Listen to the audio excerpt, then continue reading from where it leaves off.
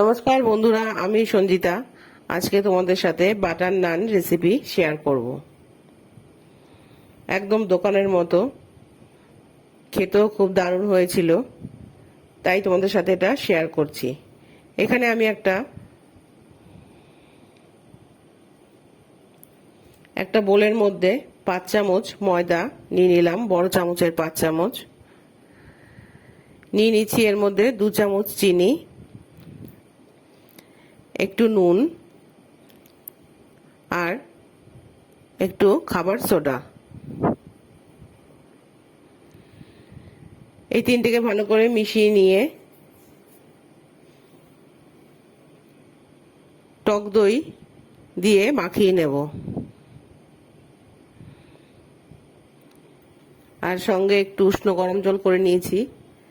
দই দিয়ে সবটা মাখা হবে না, তাই একটু জল দিয়ে দিচ্ছি। জল দিয়ে ভালো করে এটাকে একটু মাখিয়ে নিচ্ছি।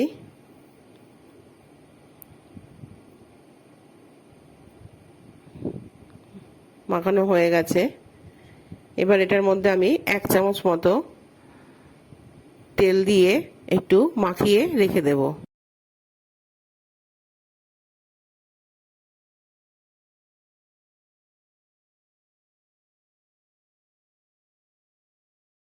এক চামচ মতো তেল দিয়ে মাখিয়ে রেখে দিলাম। মাখিয়ে ঢাকা দিয়ে রেখে দেব 3 ঘন্টার জন্য।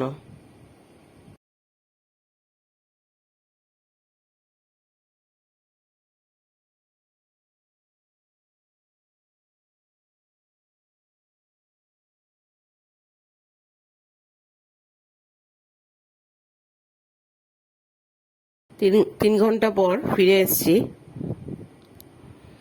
একটু ফুলে উঠেছে ময়দাটা, আর একটু ডলে নেব। একটু ডলে নিয়ে এবার লেচি কেটে নেব।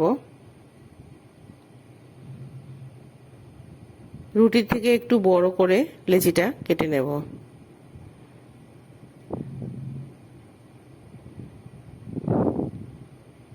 ভালো করে বেলনিতে নিয়ে একটু ডলে হাতে একটু তেল নিয়ে,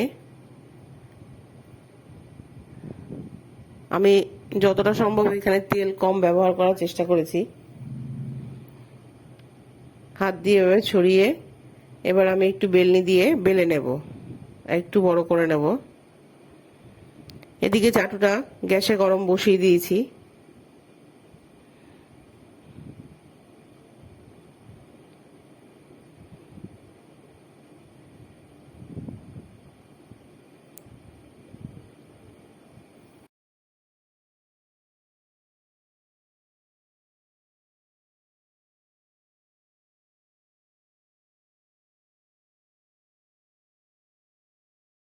এরকম রুটির মতো বেলে নিয়েছি। এবার চাটুর মধ্যে এটাকে দিয়ে দেব।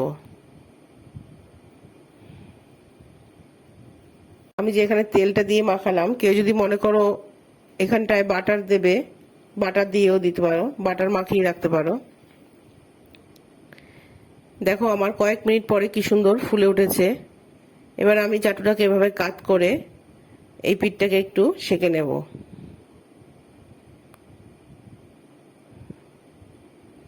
একটু ধরে ধরে সেঁকতে হবে। এটা পড়বে না, চাটুর সাথে পুরো লেগে আছে। দেখো হয়ে গেছে আমার এটা সেঁকা।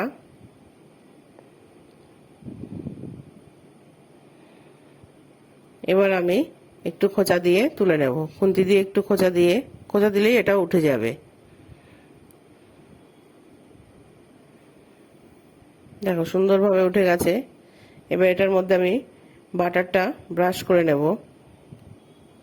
বাটারটা আমার বাইরে ছিল, ফ্রিজে রাখিনি, তাই চামচ থেকে পড়ছে না, চামচ দিয়ে মাখানো যাচ্ছে না, নরম হয়ে গেছে। তাই আমাকে একটু হাত ব্যবহার করতে হয়েছে, তোমরা কিছু মনে করো না। ব্রাশও নেই তার জন্য। দেখো একদম দোকানের মতো, পাঞ্জাবি ধাবায় আমি এরকম খেয়েছিলাম বাটার নান, সেটাই তোমাদের সাথে শেয়ার করলাম। খালি খালিও এটা ভালোই লেগেছে খেতে। আমি এখানে ডিমের কষা করেছি। ডিমের কষাটাও বেশি রিচ করিনি, যেহেতু রাত্রে খাবে। আদা, কাঁচা লঙ্কা, টমেটো দিয়ে করেছি। বাটার নান সঙ্গে ডিমের কারি। দেখো আমার বাটার নান রেসিপিটি তৈরি হয়ে গেছে। যদি তোমাদের এই রেসিপিটি ভালো লেগে থাকে তাহলে লাইক, কমেন্ট, শেয়ার, সাবস্ক্রাইব করে দিও।